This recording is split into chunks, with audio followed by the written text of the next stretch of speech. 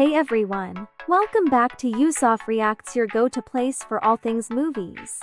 Today, we're diving into one of the most anticipated sequels of the year, Black Panther, Wakanda Forever. So, grab your popcorn, sit back, and let's get into it. Black Panther, Wakanda Forever picks up after the tragic loss of King T'Challa, played by the late Chadwick Boseman.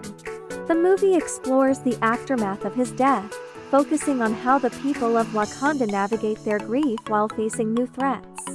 We see familiar faces like Shuri, Queen Ramonda, and Okoye stepping up to protect their nation. There's also a new antagonist, Namor, the Submariner, who brings an underwater kingdom into the mix.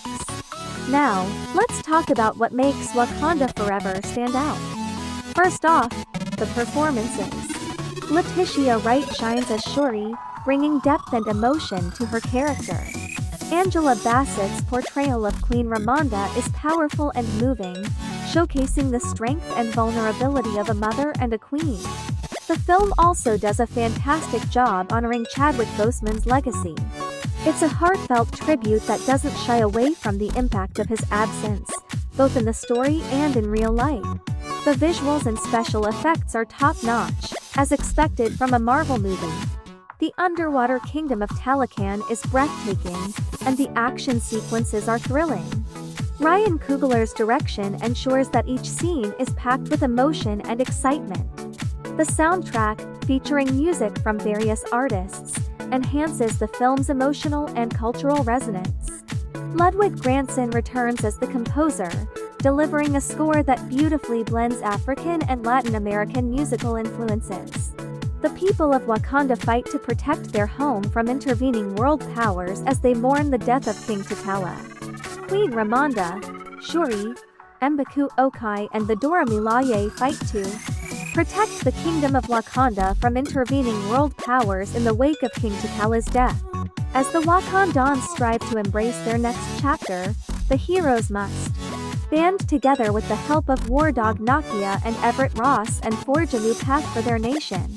The movie starts with Shuri trying to recreate the herb to save T'Challa's life as the herb creates. Ramonda tells her that T'Challa passed away. Shuri starts crying at a clearing. A shaman is doing a ceremony for their beloved king, and Black Panther, a funeral is held and T'Challa's coffin is taken away by a fighter. 1 year later, Ramonda arrives at the United Nations, where other countries are upset about vibranium spreading across the world. The night before, soldiers infiltrated a vibranium ship and they take a woman. Ship opens, a wall. Okoye appears and the Dora Milaje battle the soldiers. Ramonda says the king is dead and that they will always strike. Okoye brings the soldiers in the room and makes them kneel. Ramonda says that Wakanda will always strike on the Atlantic Ocean. A helicopter arrives in a ship where vibranium is created. Two people go underwater and see that the engine is failing. Talokans attack the ship, and the crew is killed while some people escape on a helicopter, but Namor pulls it and throws it in the water. The next day, Ramonda is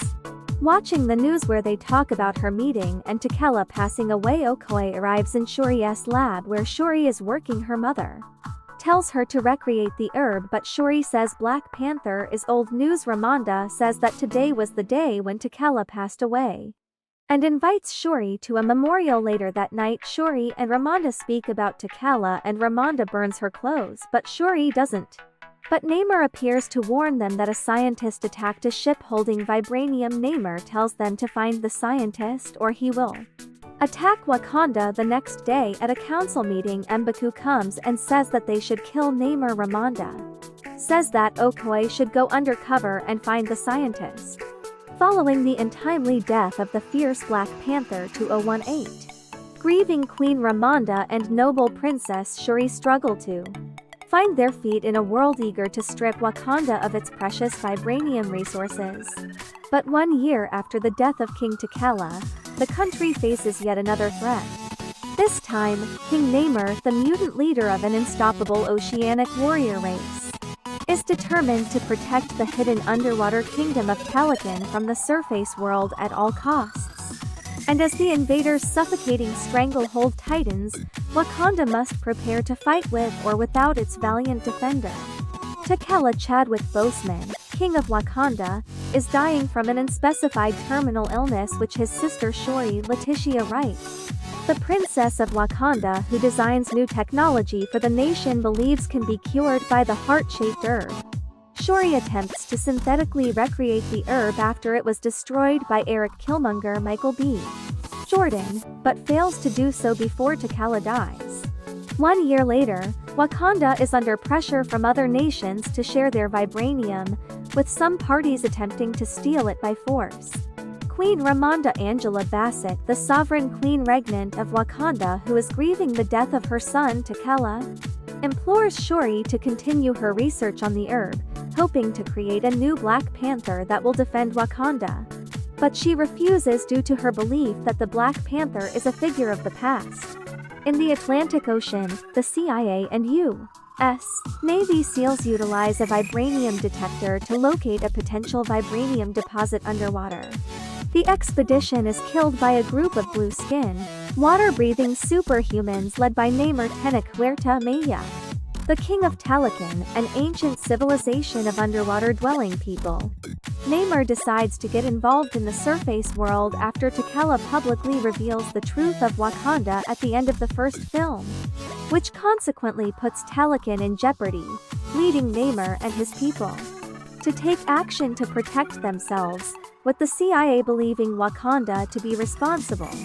Namor confronts Ramonda and Shuri, easily bypassing Wakanda's advanced security. Blaming Wakanda for the vibranium race, he gives them an ultimatum. Deliver him the scientist responsible for the vibranium detector, or he will attack Wakanda. Namor claims to have a massive army with incomparable strength. Shuri and Okoye deny Gurira, the general of the Dora Milaje, Wakanda's all-female special forces, learn from CIA agent Everett K. Ross Martin Freeman that the scientist in question is MIT student Riri Williams Dominique Thorne, an MIT student and genius inventor from Chicago who creates a suit of armor that rivals the one built by Tony Stark Iron Man, and arrive at the university to confront her. Shuri tells Everett that Wakanda had nothing to do with the attack on the mining expedition. The group is pursued by the FBI and then by Namor's warriors, who defeat Okoye before taking Shuri and Williams underwater to meet Namor. Angered by Okoye's failure to protect Shuri, Ramonda strips her of her title as General of the Dora Milaje and for siding with the Killmonger when he took over the throne of Wakanda, and seeks out Nakia Lupita Nyong'o, a former war dog, an undercover spy for Wakanda, from the River Tribe, who has been living in Haiti since the blip. Ramonda contacts Everett, but refuses to divulge that it was Namor who abducted Riri. Everett and the CIA believes that it was the Wakandans again. Namor shows Shuri his vibranium-rich underwater kingdom of Talokan, which he has protected for centuries from discovery by the world. Namor says that he comes from the Yucatan Peninsula. In 1571 AD, the Spanish conquistadors brought disease and war. Their shaman was given a vision of a different world and led to a blue plant growing in a rock. The shaman takes the plant and grinds it into a paste that is taken by all natives, including Namor's mother, who was pregnant at the time. The plant took away their ability to breathe air, but gave them the ability to draw oxygen from water. Namor was born in the water, and the plant gave him wings on his ankles and ears that pointed to the clouds. He was a mutant. Namor returned to bury his mother in her homeland and killed the European settlers. The Christian priest calls him a demon, a child without love, or Namor. Nakia tracks down Shuri to the same spot where the shaman entered the water world for the first time. Bitter at the surface world for enslaving the Maya, Namor proposes an alliance with Wakanda against the rest of the world, but threatens to destroy Wakanda if they refuse. Nakia helps Shuri and Williams escape, killing a Talokanal guard in the process. And Namor retaliates with an attack against Wakanda, during which Ramonda drowns while saving Williams. Namor vows to return with his full army in 1 week's time, and the citizens of Wakanda relocate to the Jabari Mountains for their safety. Meanwhile, Ross is arrested by his ex-wife, CIA Director Valentina Allegra de Fontaine Julia Louis-Dreyfus. for secretly exchanging classified intelligence with the Wakandans.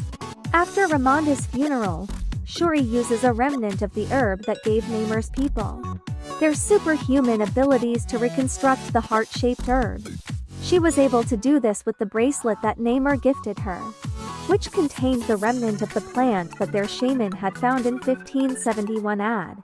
Together Riri and Shuri figure out that Namor derives his strength from the water. He can be weakened if dried out. She ingests it, gaining superhuman abilities but going into cardiac arrest in the process, and meeting Killmonger in the ancestral plane, who urges her to seek revenge. Shuri dons a new Black Panther suit and is accepted by the other Wakandan tribes as the Black Panther. Despite M'Baku's Winston Duke, a powerful warrior and leader of Wakanda's mountain tribe, the Jabari, urges for peace, Shuri is determined to exact vengeance on Namor for Ramonda's death and orders an immediate counterattack on Talokan. Preparing for battle, with Ao assuming the position of general of the Dora Milaje, Shuri bestows the Midnight Angel armor upon Okoye, who in turn recruits Dora Milaje member Anika Michaela Coel, a Wakandan warrior and member of the Dora Milaje, to join her. Williams creates an Iron Man-like powered exoskeleton to aid the Wakandans. Using a seafaring vessel, the Wakandans lure Namor and his warriors to the surface with another vibranium detector as a battle ensues. Shuri traps Namor in a fighter aircraft, intending to dry him out and weaken him. The pair crash on a desert beach and fight. Shuri gains the upper hand, but has a vision of Ramonda and implores Namor to yield, offering him a peaceful alliance. Namor accepts, and the battle ends. Namor's cousin, Namora Mabel Kadena, is upset at Namor's surrender, but he assures her that the new alliance will allow them to conquer the surface world one day. Williams returns to MIT, leaving her suit behind, while Okoye rescues Ross from captivity. Shuri plants more heart-shaped herbs to ensure the future of the Black Panther mantle. In Shuri's absence, M'Baku steps forward to challenge for the throne. Shuri visits Nakia in Haiti, where she burns her funeral robe, in accordance with Ramonda's wishes, allowing herself to finally grieve for T'Challa. In a mid-credits scene, Shuri learns that Nakia and T'Challa had a son named Toussaint, whom Nakia has been raising in secret. Toussaint reveals his Wakandan name is T'Challa. This film had some great stuff in it, there's no doubt of that, but I felt it was overall weak. I can't imagine how hard it was for everyone in the film to come back without a lead, and most importantly, their friend. Chadwick's passing is unbelievably sad, but it did leave a gap for Marcel to fill, and they could have done it so well. But they didn't. Firstly, the good. All the emotional scenes were well scripted and well acted. And I have to commend Angela Bassett and Lettita Wright for their fantastic acting. I never cry in the cinema, but this film really had me going because it felt from the heart in some scenes, and I am sure it was. I also enjoyed the costumes. Wow, were they beautiful. The only one I didn't like was the Midnight Angels, or whatever they were called. They didn't feel like they fit. Some of the fighting was great as per. The rest of the film felt slow, boring almost. I've just come from the cinema and I am struggling to remember much of it. Black Panther, Wakanda Forever, is more than just a superhero movie. It's a poignant tribute, a compelling story of resilience, and a visually stunning cinematic experience.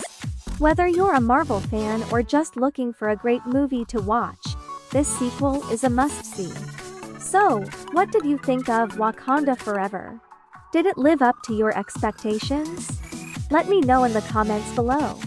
And if you enjoyed this video, don't forget to give it a thumbs up, subscribe, and hit that notification bell so you don't miss any of our future reviews.